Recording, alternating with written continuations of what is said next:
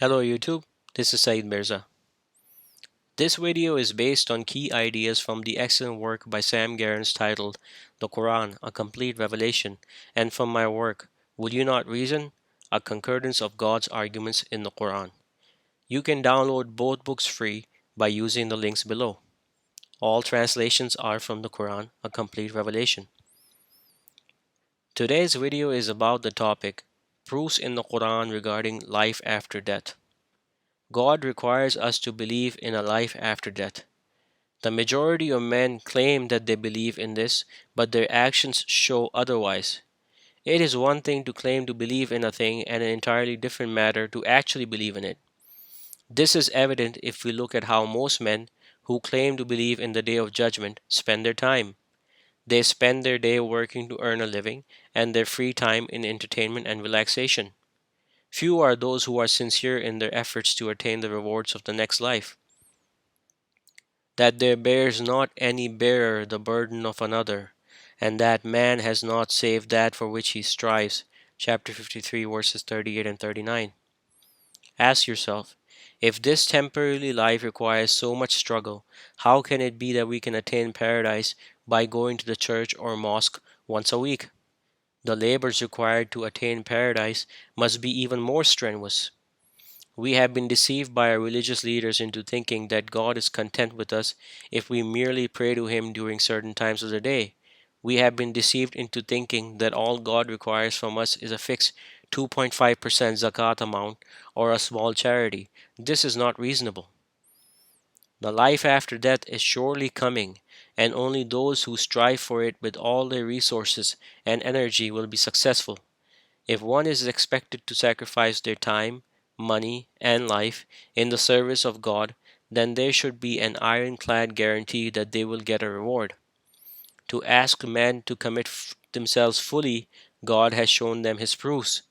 These proofs provide an assurance to believers that their efforts will not be in vain. But how do we gain this certitude? How can we mortals know for certain that there is a life after death? It seems to me that men are unable to believe that there exists an afterlife and to act on that belief for two reasons.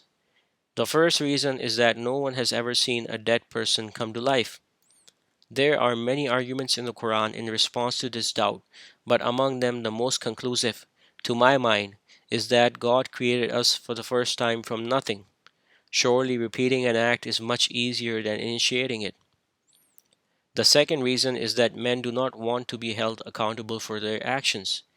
If we sincerely believed in a day of judgment, would we be spending our valuable time engaging in pointless activities? Would we oppress our fellow man and labor to satisfy our carnal appetites? Certainly not. It is far easier to deny a judgment day or to ignore it than to struggle to control our insatiable desires and appetites. God brings our attention to the cycle of creation and destruction in vegetation. He asks us to observe how He sends the fertilizing wind and rain to give life to the dead earth. He points out how vegetation revives and springs forth. The land is decked in beauty and greenery for a time. Eventually, all vegetation dies and becomes scattered dust. The cycle then repeats. Such is the life of man. And this is a lesson for all men of insight. Proofs of resurrection in the Quran.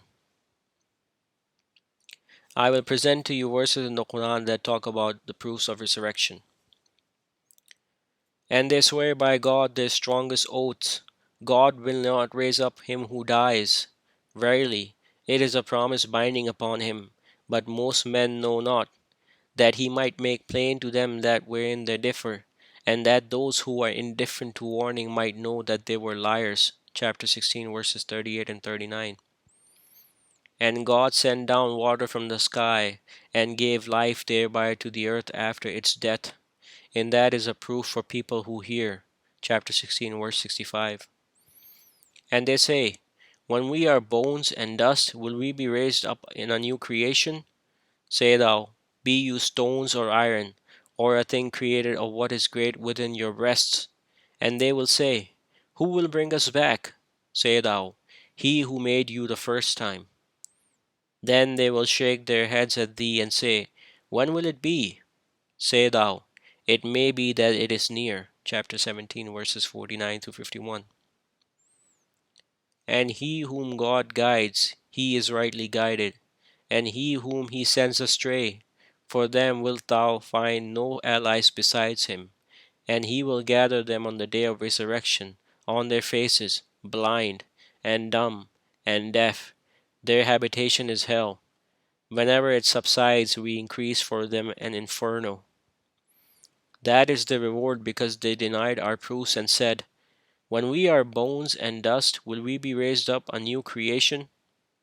Have they not considered that God, who created the heavens and the earth, is able to create the like of them, and has made for them a term whereof there is no doubt? But the wrongdoers refuse save denial. And man says, when I am dead, will I be brought forth alive? Does not man remember that we created him before he was anything?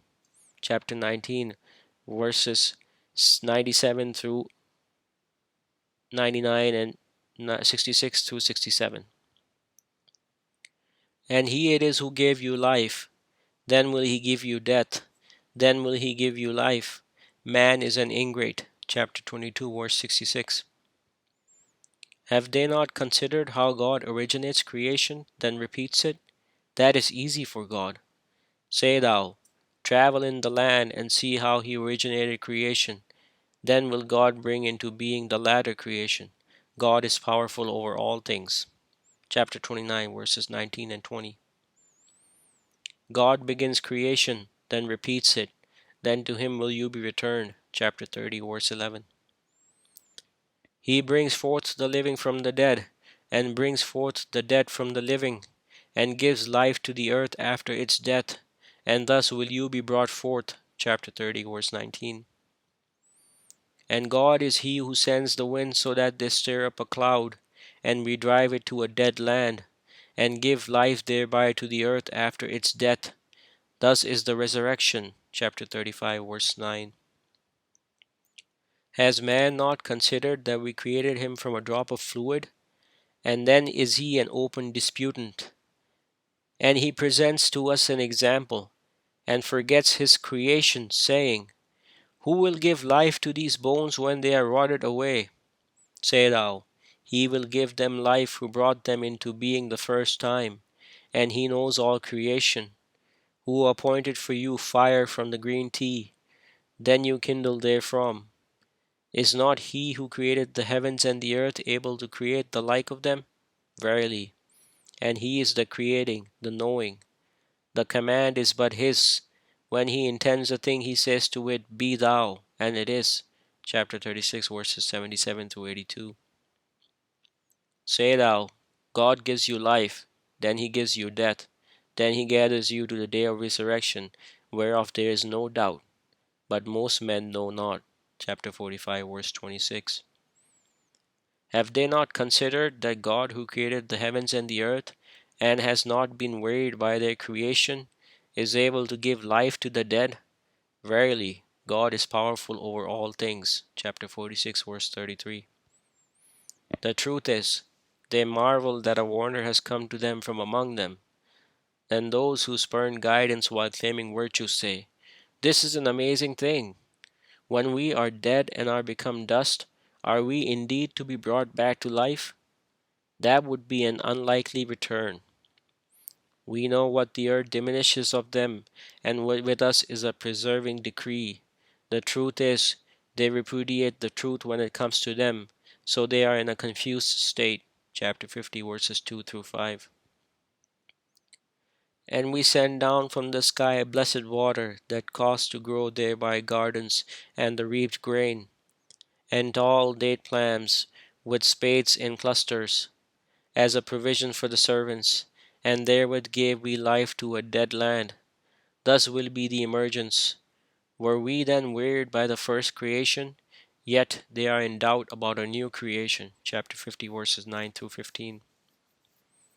And that he gives death and gives life, and that he created the two mates, the male and the female, from a drop of fluid when it was emitted, and that upon him is the second creation. Chapter 53, verses 44 through 47.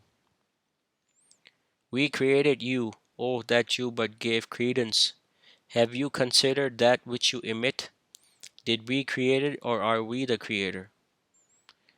We have decreed death between you, and we will not be outrun from changing your likenesses and creating you as what you know not. And you have known the former creation. Oh, that you but took heed. Chapter 56, verses 57 to 62. Know that God gives life to the earth after its death. We have made plain the proofs to you, that you might use reason. Chapter 57, verse 17. Those who are indifferent to warning claim that they will not be raised. Say thou, verily, by my Lord you will be raised. Then will you be informed of what you did, and that is easy for God. Chapter 64, verse 7. Thinks man that we will not assemble his bones? Verily, we are able to fashion his fingertips.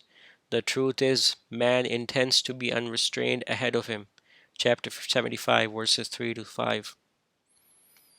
Does man think that he will be left to no purpose? Has he not been a drop of seminal fluid emitted, then a clinging thing? And he created, and fashioned, and made of him two mates, the male and the female. Is then he not able to give life to the dead? Chapter 75, verses 36 to 40. So let man see from what he is created. He is created from a spurting liquid, issuing forth from between the loins and the breastbones. He is able to return him. Chapter 86, verses 5 through 8. I hope my presentation motivates you to appreciate the limited time we all have on the earth and to spend it wisely. May God guide you to his straight path. Peace be upon you.